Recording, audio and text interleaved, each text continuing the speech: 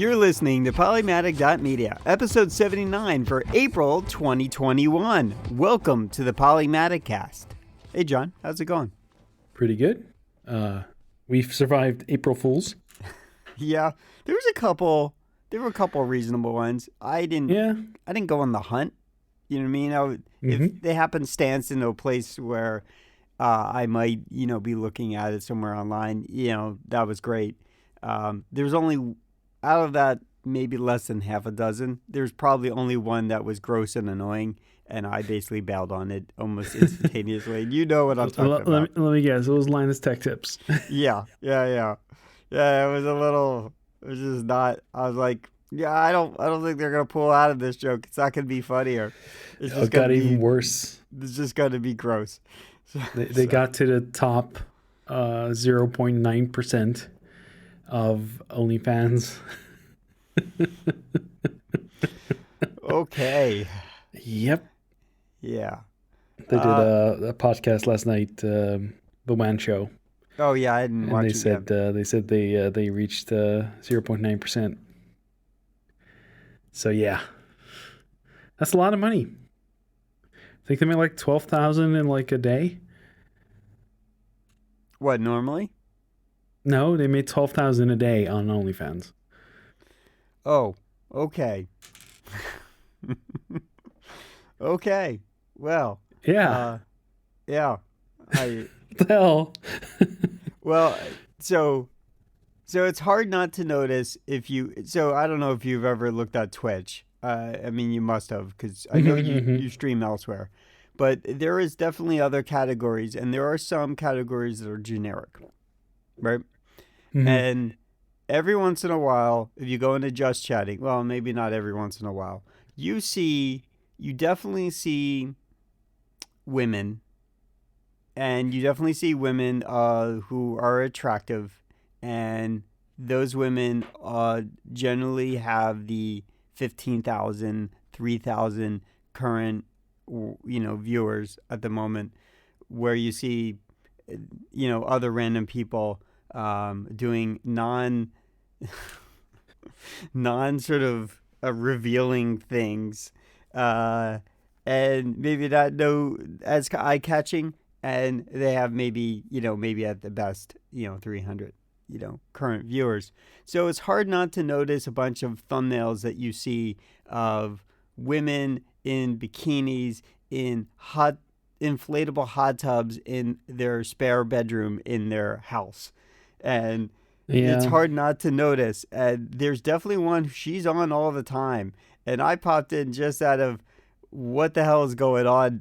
And it was entered into a conversation where somebody was saying, dude, you're watching my stream, you should have no shame. And don't tell me what I should be doing with my time. Like, you have no idea how much I make. And if you hop over to her Patreon, even at the $20 level, she's probably bringing in annually, just that alone, somewhere around $200,000. Not including her YouTube plus her OnlyFans, I have to assume.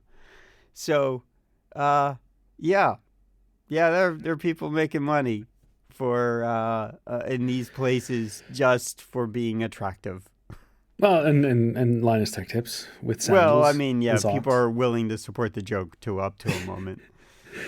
Yeah. Well, was it ASMR PC building? Yeah, this person, that's what her YouTube thing is. She does ASMR. She looks pretty for the camera, and then she makes noises. And I have no idea what her Patreon or her OnlyFans looks like. I'm sure it's have you seen those channels where they go eat a lot of stuff? Oh yeah, so I don't like people eating noises. I really don't. Yeah. There's a name for it. It's mukbang. Yeah, that's it. Mukbang. Yeah. And I was like, oh man, and sometimes I click through to something and then it end up there, right? And I'm like, why is this even a thing? I really hate this noise. Well, this isn't great. So it's a thing from what I understand, and this isn't new to like what I just described happening pretty constantly on Twitch. Um, but what ends up coming out of this is that there is sort of like families eat together. Yeah, I understand that, but Yeah, like and this this is is mukbangs are an extension of that, but with mm, the internet. yeah, but like this is like there's some really well it just very noisy eating, and it's Right. like What they're do they call actually that? Misophonia? Is that what it's called? no. I can totally these people are just eating something really quickly. That's fine. But if they like actually make lots of eating noises like Hmm. constantly, I cannot Yeah. handle that. Yeah, we on OG the last show we watched Choco King or something like that. And it's basically like if you imagine I can't talk. Gordon Ramsay. Gordon Ramsay, Mm-hmm. the anime, but it is a Okay. motion comic. And my comment to the guys is the one thing that annoyed me the most is there's so much slurping. And while that is respectful for you to Mm-hmm. make the noises if you're enjoying it, it's Uh just huh. that when you pull the context out, you just imagine some voice actor sitting there, you eating ramen, slurping into a mic. This is They what they probably have use. like special people that make the noises. Maybe. I don't know. It just seems so foreign and weird of an idea, and to isolate that sound and amplify Yeah. it into a motion comic is just. I mean, I know it was part of the moment, but still, it was just like there's so much of it. And to me, I don't have that problem. I'd be fine. I can listen to people eat, Yeah. but I have my moments of getting irritated. The slow chip cruncher. Oh man. Yeah, my There's some YouTubers that I follow. They are also Twitch streamers, mhm. and there's one. Her name is Cara Corvus, Okay. Yeah, I don't know. and she streams a lot with Stardew with Mm-hmm. Captain Sparkles and stuff like that. But then they did a stream where they were doing Phasmophobia, and she was eating chips the whole time. I'm Yeah, like, oh man, I you really got to just don't stop. want to watch this anymore. Yeah, no, just no. No, no is a no. And I will get irritated by it because if I'm editing something and my roommate is sitting on the couch on the other side and he is slow he doesn't really eat chips slowly. He's just wrestling in the bag all the time, and then he's crunching away, and Yeah, he's yeah, just yeah. sort of oblivious, doesn't care that he's making very disruptive noises. Whether it's at that moment is triggering or not, usually is. And the one little key slow chip cruncher problem I used to have a lot is Jefferson just thought it was important, not while we were not recording the show, but in the middle of the show, to basically wrestle with the bag and slow chip crunch while we were in the middle of recording. And even if I killed his mic, it's not like he's not within like a foot or two from other mics in the area, and he can make enough noise where it'd be picked up. And I'm just like, put that thing down, take that away, Yeah, wait or until the we're on people that break. that go on like a podcast and you hear the guys that tested do this a lot where they're like, Oh yeah. I can't stop the guys on the remote from doing that. Paul does that a lot. He makes a lot of.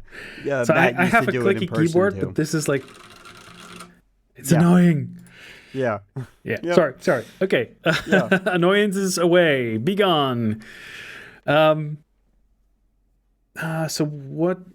Oh yeah, I sold my Switch. My second Switch. I Oh had yeah. two. I had one for personal stuff, for personal playthrough, Mm-hmm. which is the one I still have, and then one I wanted to do some streaming with. Only I didn't get to streaming, so I was like, okay, you can keep the Switch, or I can just sell it. So I sold it for like 75 euros below asking price, like the Mm-hmm. normal asking price. We were selling them for more than they are selling them in the shops. So Yeah, I'm I kind of mean, can you curious if still there's get like them? a. Hmm? Yeah, Can yeah, you yeah, still? Oh, yeah. okay. I didn't know if which there is was a kind of shortage. weird that I would sell it to them for that price. So I took off 75 euros of that price because, well, it was hardly used, but Right. I could have sold it for like 25 euros less. But like, I'm like, okay, I don't need this. Right. You just want to get rid of it and I recoup like some costs. give it to a new home. So Hmm. these people come pick it up and they're like, oh, yeah, that works great, works great. Then he like the day after, or like the evening, like last Saturday, still in March. He sends me a message. Yeah. Whenever um, it doesn't happen in like the normal window, but like in the game, suddenly every time I play Mario Kart, I move to the left. So he thought that the controller was broken. Turns Oh. out, what I think happened is that he had the motion controls on, and then Oh. Okay. he had his controller tilted, which makes him move to the left. Oh. Okay. Got it. That's what I think happened. There's also the assisted steering that's on, probably because of for kids, Hmm. And but he said it was a he found out what the problem was. Apparently it was his the TV was giving out too much of a signal or something. I don't know. I think it smelled like bullshit. So I don't know.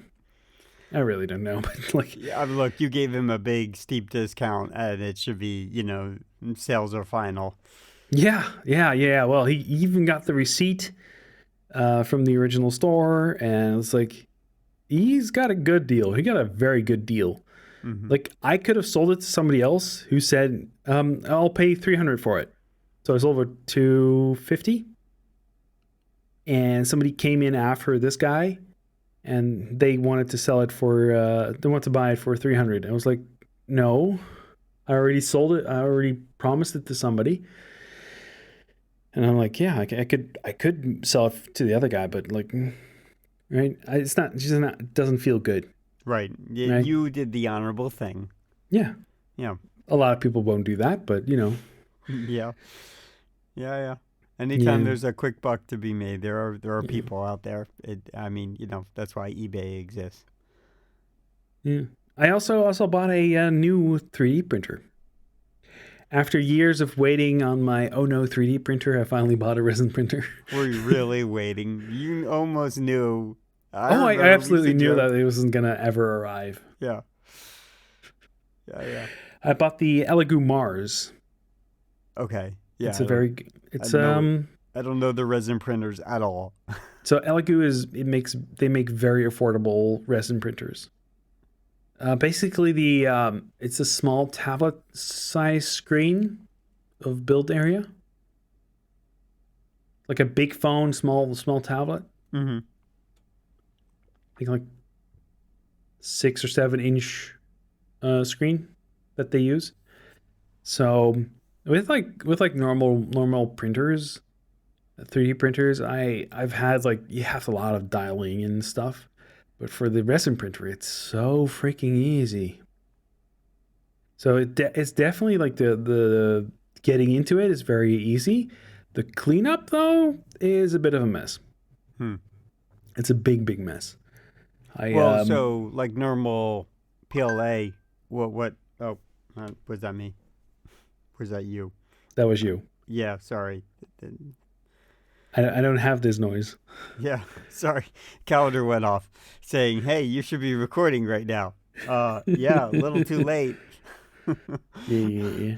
Um, so what I was saying is, or what I understood is, like with the normal like 3D printers, usually if you're lucky, you can just kind of snap it off the printing bed, Yeah. right? It just So sort of snaps off, and then you do your cleanup and whatever it might be. And so for the resin printers, does it stick to the printing bed? no. So basically everything is upside down. So you Ah, have a okay, vat of resin, and then yeah. the build plate goes into the vat of resin, and Mm-hmm. then it prints on the FEP film, Mm-hmm. and the FEP film will allow the UV to go through, and then it will harden that little piece of the that was uncovered by the LCD, but like the whole setup was like you put a piece of A4 paper in between the build plate and the screen, and you lower it down to the bottom. There's a button for it.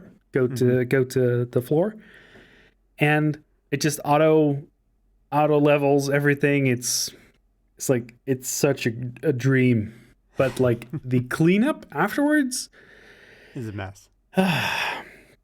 well, it's basically just a juicy, toxic, disgusting you have to. I have water washable resin, so it's little bit less dangerous because you know, you don't need to use alcohol to clean it. There's other resins that require alcohol to clean it up, and this will also clean in alcohol, by the way. But it's like you can just use water if you want to. The problem with the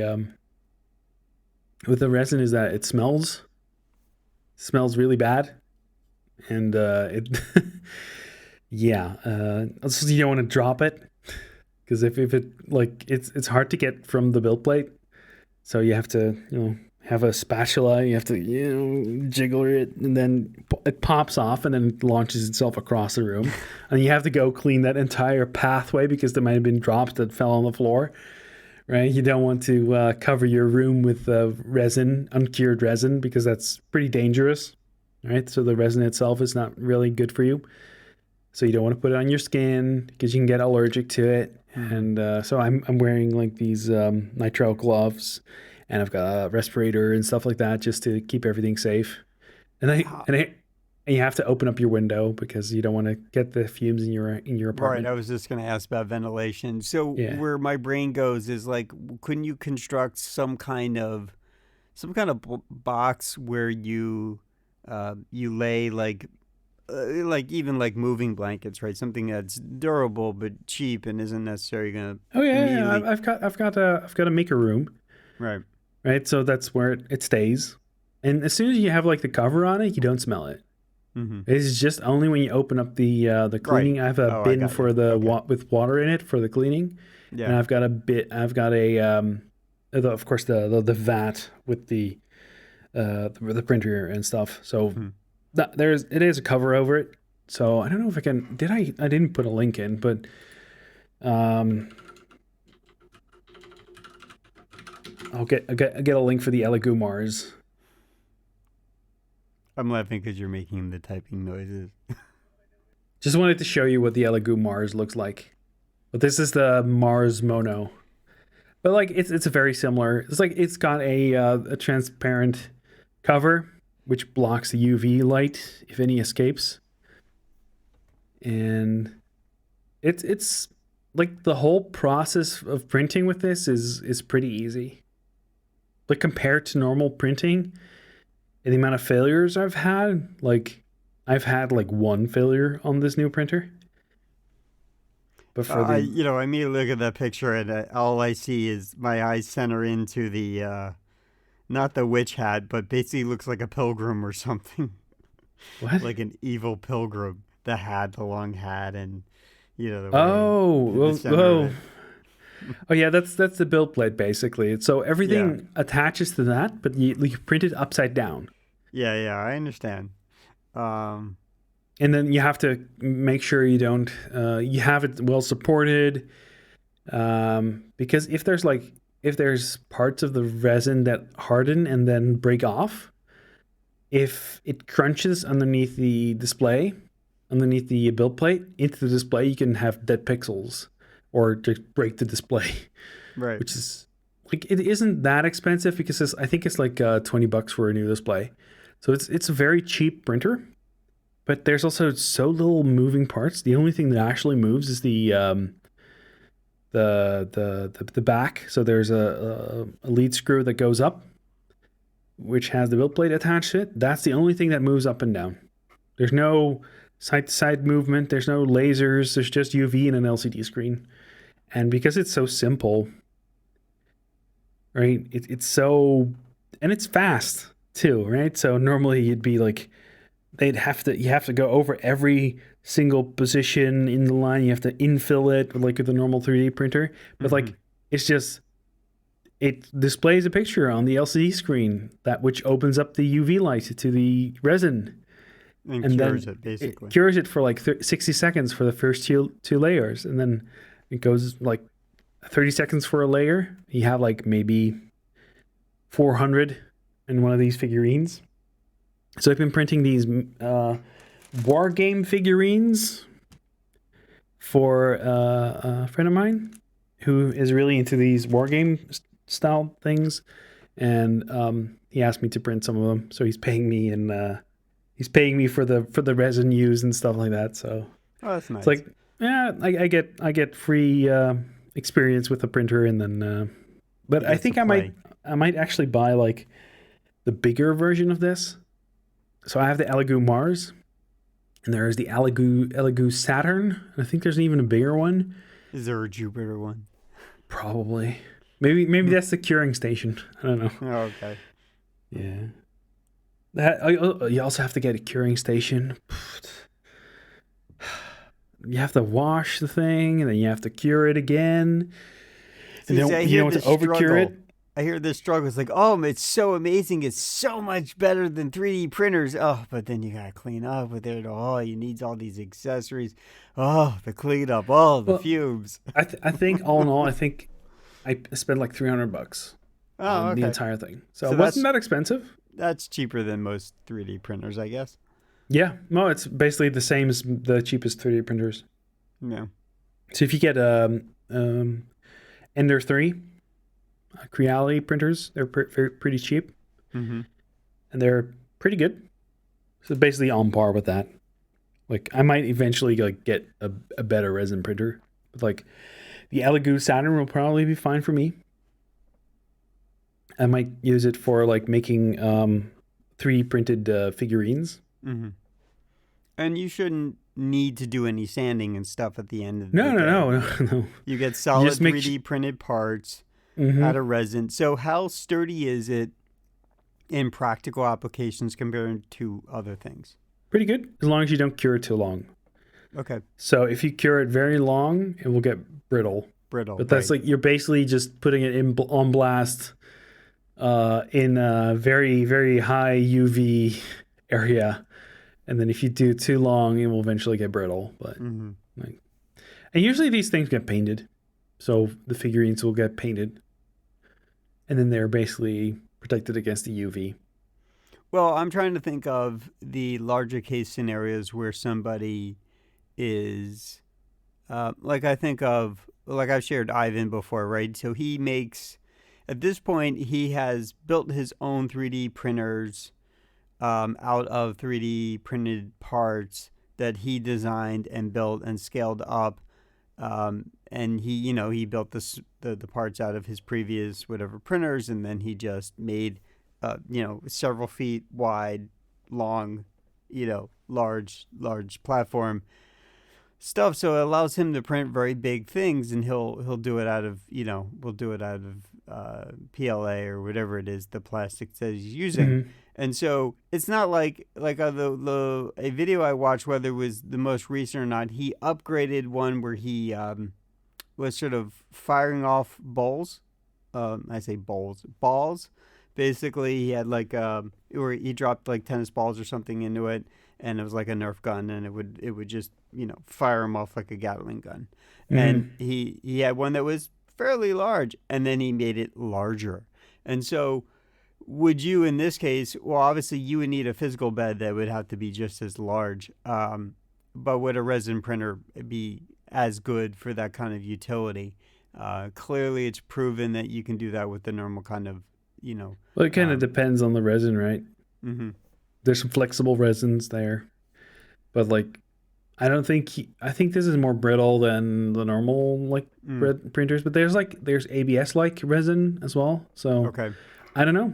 For all I know, based on what I know, is that a lot of these resin printers, the least what most people print, is for the small format, like the figurines and the models and Also little like small the solid detail, the pieces. detail on these things is like it's very very fine, so you Mm-hmm. can do very detailed pieces on Mm. this. and I haven't gotten that kind of detail on a normal printer. Hmm. No, now knowing that I said or I asked that question, I also know that the some of the original origin for a resin printers outside of like consumers' hands was for large scale like in industry, right? Mm. Printing out cars, right? Big models, stuff like that. Getting big, large skeleton structures, so that people could look at it physically in real life. And those are like big, huge, vats with resin in it being cured through this similar process, not in this smaller format. Well, they usually use lasers for this, Right. Okay. Got you. but this with an LCD in it, it goes a lot faster. So you can compare these. They're like every layer is done instantly. So there's no moving parts. Like for a laser, there's even moving parts, right? But for the and it has to write basically on every single piece until it's done, which can be very fast. But like the LCD makes it very very fast. So it's not great for. I don't think it's as precise maybe as the laser systems, but Hmm. it works fine. Yeah. It's good. I've I seen some like it. good results from them, but mostly the sort of the benchy, the test printing that people do is always some form of a figurine or a model, and Yeah. you compare to the one we do with a normal like what I guess, and I put air quotes, standard 3D printer. You have to get out and you have to like get your file and you have to sand it and to get it smooth and polished. Where here it's just like comes right Well, out that way. you can still see some like steps in it, Mm-hmm. but it's like it's not that bad. It's not as bad as like the PLA printers. Hmm. So I know you're big into 3D printing. So what, aside from new toy, new thing you haven't played with, and you got a new thing to learn, and the curiosity is, probably a driver for you. Did you have a specific goal related to why you wanted or needed or had to have a resin printer? Well, I wanted to get the experience with this because I wanted to do like figurines from my characters, like Mm-hmm. make like Oh, design a 3D okay. figure of one of my characters. And I thought like maybe getting the experience with how it actually prints might give me some insight in how I want to do like the design. Mm-hmm. So as soon as I know how that works, then I can do the actual design work. Yeah, And I mean, I'm a noob when it comes to 3D design, so yeah, I was gonna say, do you have any 3D models of your existing? no. I don't have any 3D models of my characters yet. So that's something I'm going to be working on. Oh, okay, cool. Hmm. So there's lots of Blender in my future. Yeah, Blender's actually surprisingly fantastic. It's as professional as a lot of the professional products. Yeah, but I don't. I really don't like the interface. Um, Well, I mean, look, if you've ever seen most of these interfaces on 3D software, because I remember that being a thing I was interested in early on. When I wanted to do graphics, I wanted to do 3D stuff. This is before your Pixar existed in the way that we all know it today. Um, and a lot of the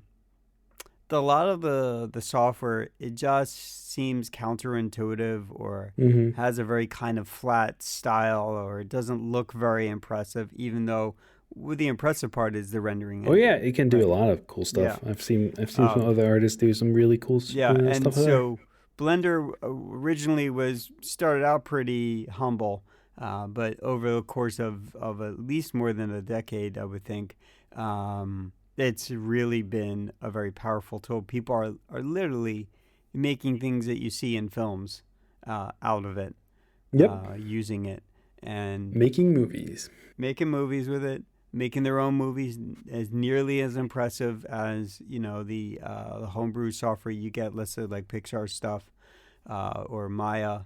Um, yeah, Hmm. so I mean, a very, very, very, very impressive how it's grown up and how it's been embraced and how people have done some crazy things.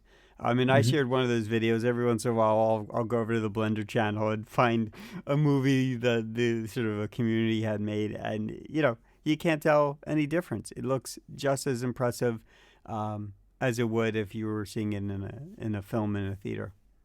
So I bought the Elegoo Mars, like the first version, Mm-hmm. and I bought the Elegoo Mercury, which is like the curing UV style thing, which is Mm-hmm. basically just one of those the light powered turning tables. Have you seen those things? Like you have looks like to put something on top of it, like that, and will turn. No. It's basically that. Okay. Um, Yeah. and then it's powered by UV light. There's two strips of UV LEDs on the inside. That's what it is. It has a timer on top. Hey, look, Really they dumb. worked out all the hard stuff, right? Yeah, All yeah, yeah, the hard stuff to make it work. So, yeah. Just if you have one, make sure you get some lab equipment like glassware and stuff like that for mm. cleaning and brushes and stuff like that. Yeah, I was gonna say because now you have a bottle of goo that will turn into something. It's kind of amazing. It's not nearly as computer or hot coffee, and then it sort of beams in the little replicator, and you're Yeah, good and to I wouldn't want go. to drink this. No, of course not. That would be poisonous. I mean, I'm not even sure. I'm sure there are food safe resins, uh, and I don't know if there's any that are available for printing in this fashion. Um, Well, as soon as it's turned into a polymer, then it's fine mostly. Right, but as long as it's in its monomer state, then all it's right, so very let me ask toxic. this: would you print out a Polymatic, mug and drink your coffee out of it every No, day? no, So you answered my question. no. But I can print out like logos and stuff. But like yeah, Right, sure. You could print the Polymatic gears or whatever it is. hmm, Yeah, that'd be neat. yeah. Probably should do that at some point. But there'll be a lot of resin. It'll be solid. It'll be Well, solid. you can hollow them out, and I kind of want to do like transparent resin as well. Right. My brain thinks that most of these are transparent or some version Yeah, of but it. I've got a gray, like like a mid gray color resin, and at the moment, so they're like 37 euros for a bottle, which is still very expensive, like a kilogram of goop. It's like a liter. Hmm. I think maybe it's a little bit more than a liter. Anyway, you can. It doesn't use that much of the resin for like the prints for the supports because their supports are very thin. But whenever you print, it takes. If you were to print the entire bed, basically, if you fill the entire bed with figurines and you print it like, if you were to print one figurine or the entire bed full of figurines, the height determines how long it takes, which is amazing. Just it doesn't. At first, it doesn't make any sense because I'm used to like normal 3D printing, Right. and then It's the it's like fill and it's the whole yeah. footprint and But the newer ones, they have I think they have a little bit more powerful UV lights in it, so it takes less long to print. well, so here's the thing about it, right? Basically, you don't really have any moving parts other than the up and down, right? Mm-hmm. You have the flashing, right? So you have the electronics of things that are moving to cure. So however long it takes for it to do I don't know, what are they doing, like a millimeter at a, like what's the Much less, like 0.05 right? millimeters, I Okay, think. so each layer is very, very, very small, and Mm-hmm. so you're just building up, or in this case, building I know. down. um, But and like it lifts it up off the film, and then right, it's basically just pulls it off the film and then right, pushes it down again. it does the bottom part. It pulls the bottom part up, right? So it's basically it's affixed to the mechanism at the top, I guess, right? So, but it's sitting in a vat of goo, Yeah. right? and the curing things underneath that. So, each layer is basically there's not really. It's just the way it works is just different, right? You have that whole surface area of goo Well, available and it for does it printing. one layer at a time, so it Right. just does it all at once. So Right. there's no moving head that print lays down a piece of plastic. Right. It's just one layer at a time. So the adhering between the layers is pretty good, So, I mean, right? basically, for those who care or don't really follow the details of this is kind of like a laser printer where it's instant or an inkjet where it's got to go little by little. Yeah, maybe. Yeah, I Yeah. mean, the original 3D printers are built off that initial 3D, inkjet printer mechanism, anyways. Um, that's sort of the original hacks. They're using that same mechanism. So, Okay. yeah.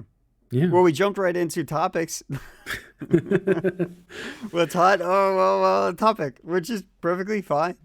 It's what you wanted to talk about. So Mhm. it will be interesting in May, June, July what the check-in is on your resin printing and how Yeah, many I how think I'm many probably more gonna have taken buy a over your. new. I'm gonna buy the bigger one in May, Oh, end of okay. May, probably. Well, I was just gonna say, or sort of bust your balls over it is how many printers will make up your sort of your hobby room, My printer farm. your printer farm. There'll be a big Yeah. refrigerator, and you open up, and there'll be resin printers I inside. thought I saw a video a while ago where they had the Formlabs one, where they just pulled. They pull the entire thing out all at once, so they Hmm. can really print really fast resin prints. Yeah. But they just pull it straight out of the vat without like moving it up and down and moving it up and down. They Oh, just okay. pull it straight up, which is kind of cool. I need to find that video. See if I can probably maybe I can change my printer.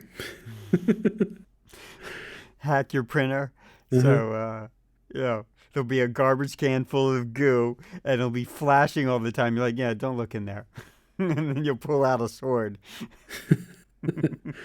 Which I still have to rinse down. Ugh. I still need to go and buy a lot of like lab equipment. I had some for like for vapor smoothing ABS, like to make ABS prints smooth. You can Hmm. use acetone for that. Okay, yeah. So if you heat up, if you have like a hot plate, you put some acetone in the bottom of a glass jar, Hmm. and then you have ABS part, and you can dangle that in the ABS fume, in the acetone fumes. That will smooth out the outside of the prints. So I have But that's very bad for you. something that I had bookmarked a long time ago, and it's sitting in the list of one day I'll pull this out. I think it was basically, and I'd have to look at my list again, but it's something about where someone was testing with salts to melt their 3D printing stuff to get it smoother or whatever it is, and to dissolve basically their, Oh, the it's basically to replace the filament with salt to make it stronger, I think. maybe I don't know. I can't remember. It's been such a long time since Yeah. I bookmarked it. I'd have to like exit out of what I'm doing right now on the phone and go and take a look at it. But that's just one of those things I thought was not interesting to me because I don't really 3D printing isn't the thing I do on a daily basis. But I thought it might be interesting to you. All right, I guess this would. I might as well go look it up. Hold on. We're talking about it. Might as well look it up. So hold on. Hold on, I gotta go I over had a here. video recently. I watched a video recently about them using salt in like in the oven. So they put it in a vat of salt and then heat it up in the oven. But it does somewhat warp the prints. So basically, it melts the outside of the prints and then replaces the outside with salt. I just realized I have so many, I have so many things in here that we never get to share. Um, Just make the next Polymaticast episode just only links. Well, all I really should do is just make this thing public and say, yeah, just go look at it. I'll just keep adding to it. Oh yeah, some good stuff in there. So do you have anything else to share? Not really. I mean, I told you about the little bit Tesla tidbit stuff, but that's not really interesting to anybody else, especially if you don't live in Pennsylvania and you aren't part of the club. So, I mean, you asked me about that. There's always something. You know what? There's always something with me and the club because I'm always helping them. Do new graphics and stuff like that. So there was the only kind of interesting tidbit to me, just for you, just out of okay, that's cool. There has been for a long time them not putting any superchargers anywhere near my area. They're well into the city, they're well into the state, but there's been nothing there's just been this big void. And so the rumor had always been they were going to put a supercharger in at the big old mall. Well, it turns out, and this is me by hearsay, understanding, not by hearing it directly from anyone from Tesla.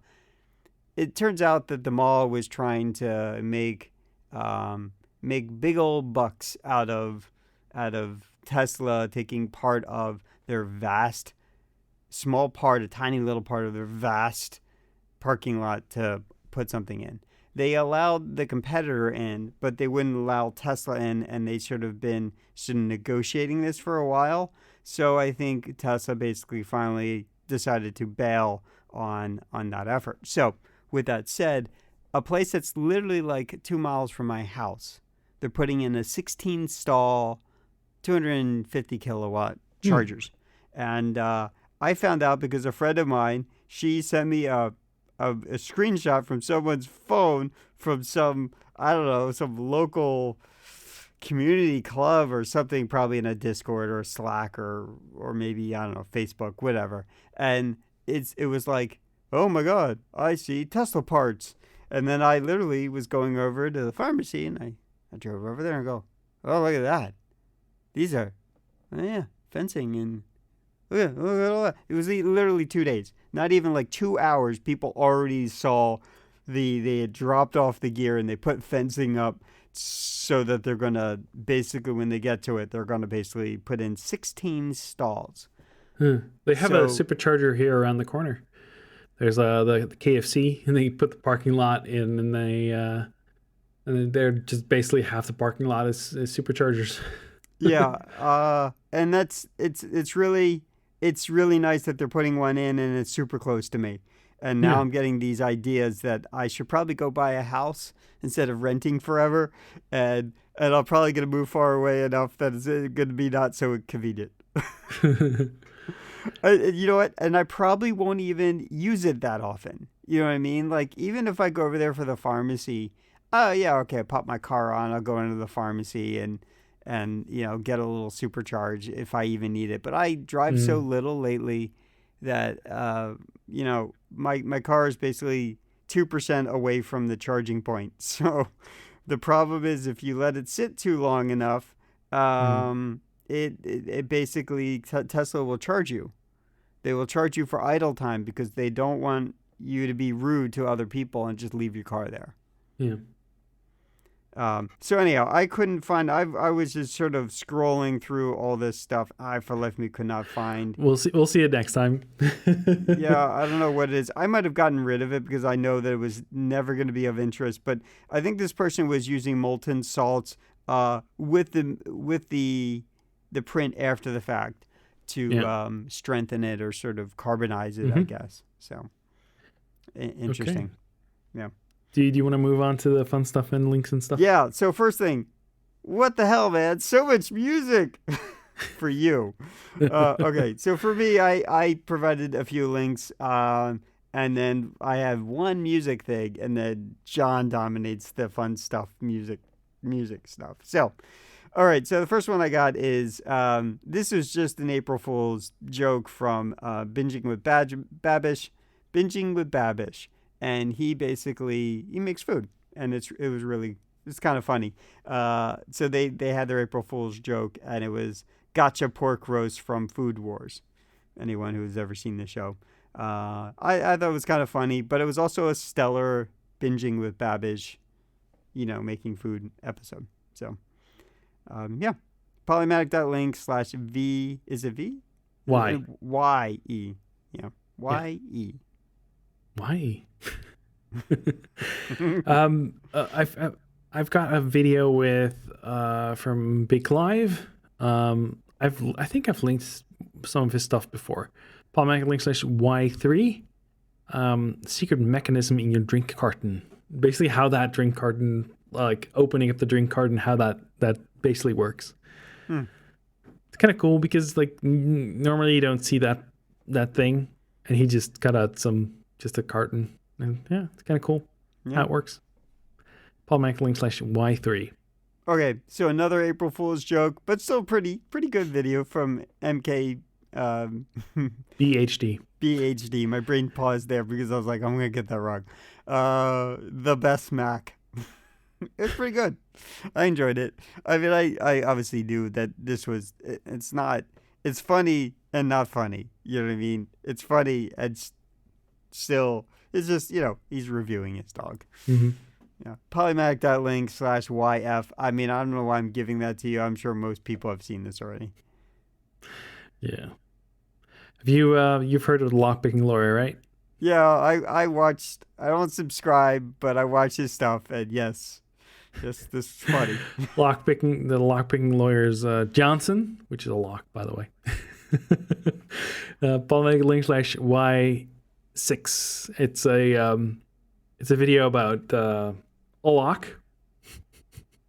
A lock his wife will like a lot. He said that his wife brought it in. Well, was it an 8-inch Johnson? Basically, 18-inch Johnson. Yeah. Yeah, and then he compares with his father's. I shared this around. It got a lot of good laughs. So, okay, that was Polymatic.link/Y6. So I have shared Julie Noki from way long ago, where she was doing more food stuff. That's sort of where I got to know her. And then there's this very long gap of random. And then she just started to embrace her randomness, which is really her. And she started doing these skits by herself kind of thing. And her skits there's a buy-in, and the buy-in is you got to watch at least half of it to get to the whole point of everything. Some of them you get it immediately and you're in for the buy-in for the whole thing. But this is one of those things like it's a super slow burn, and then she really does hit the message at the end. Polymatic.link/YG. It's called What's New? And I think this is how we all felt anytime we saw anybody in the wild during the last year or so. You've got the next one as well. Oh, I do. Okay, sorry, I forgot. Okay, so this was kind of cool. Someone made their own Super Mario Brothers, at least the first level, in 3D. Polymatic.link/YH. I thought it was interesting. I haven't like subscribed to the channel, but I'll probably go back and check out other things that this person's doing. It's basically like programming and building a game and him doing it in 3D and sort of going through all that process. I don't know. I thought it was interesting. Okay, I guess we're moving on to music. I put myself at the top because everything else will be John. So Bryce was asking me, he's like, Alan, do you know this person? And I go, no. So I went over to YouTube and I checked it out and I'm like, oh yeah, I kind of like her music. She's totally independent. Like there's no, yes, you could probably find her on Spotify and all the places. But I found one that I thought maybe John might like this music. Jupiter Vale, Everything is Color, Polymatic.link/YI. I believe that's an I. Yep. Yep. Did you like it? Did you listen? Yeah, it was okay. Yeah. So I have a lot of music in here because I also have some duplicates because there's like a Spotify link and there's a YouTube link. So. Oh, okay. That's why there's so many. Yeah. That's probably why you didn't check them out. Well, I was at the end of my night. I was like, I'm not clicking any of these. I mean, I will, but I just last night I was not in the mode to do it. Yeah. So anyway, if you want to go through like these links, there's like Polymatic link / show 79, and they'll take you to basically all these links, so you don't have to remember the specific thing. You can just click through, click and listen, and and there will be in the notes as well. Mm-hmm. Okay, cool.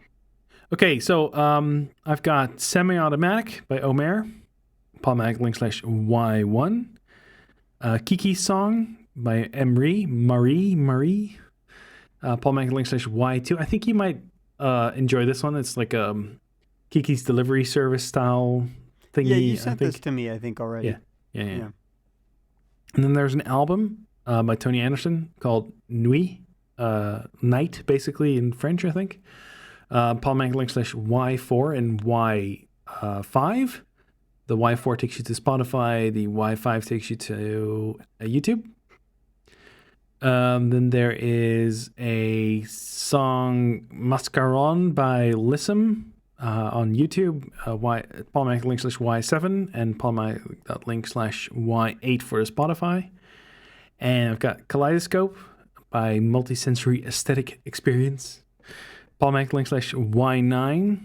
Oh My Perfection by Chrome Sparks. I've linked Chrome Sparks before, but I like their music. So Polymatic link / YA, and then Attack, Sustain, and Release, also by Chrome Sparks. Polymatic link / YB, and then Stay Gold by Android 52. Polymatic link / YC. I don't know if you would like this though, but check it out.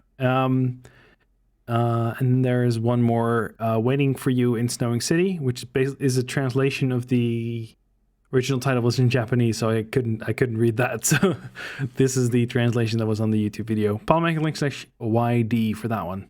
Okay, cool. By Snail's House. Yeah. I have this sort of bitter problem with music. I like listening to music, but most of my day is thinking. Most of my work day, let me say that, is thinking. So having that opportunity to listen to music that doesn't pull my attentions away is difficult. And so same issue I with podcasts. So check out the album by Tony Anderson. Okay. Because it's a very good coding music style stuff. So yeah, the other problem I also have, and definitely this last week I worked, is I get it's quiet for a little bit, and then the roommate comes in and makes a smoothie, and that's noisy for a little bit. Or I'm getting pestered by, oh, no, can you join us for a meeting?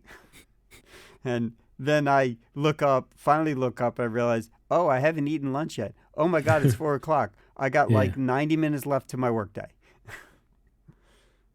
I sometimes work at the office because I want to take some days away from home. Because right, you need to get out. I need some change, and then I'm in a meeting, and I have a coffee maker on my desk because I bought it because I want to have good coffee, and somebody comes in and starts making coffee right next to my desk while I'm in a meeting. Oh, it's like there's like one, they're using my coffee maker. I'm at a point where I'm gonna get one of those power strips and link them to like a power off. So if they start to do that, I just turn it off. Like if I'm in a meeting, just don't bother me. It's so rude. And I've already told him, but he doesn't seem to get it. Yeah, I've been lucky with my roommate and the when he decides to make a smoothie. But thank God for that mute option on those meetings, because I'm in the middle of a thing and I have to listen, and all of a sudden he's like in the kitchen. You hear him fumbling around, and then he's like, you hear the clunk, and you go, he's gonna make a smoothie for the next 5 minutes. And yeah, but I'm in a meeting and I have to talk. Right, yeah. So in those cases, a lot of time I am in listening mode. And thankfully, he's never done it while I'm talking. He's at least somewhat considerate when he knows I'm talking to somebody to at least be quiet. But the second I stop, I have to hit that mute because I know he's going to go for 5 minutes. Anyway, so Al, where can they find you? You don't have to find me anywhere because I don't really say much over on Twitter. CHAESS. That's my last name. You can find me on Twitter at WebDevy, WEBDEVVIE. For feedback, you can reach us at podcast@Polymatic.media. Our music is by Sayuns, which you can find at Polymatic.link/EK. Twitter is The Polymatic. Our website is Polymatic.media. And I hope you tune in next time.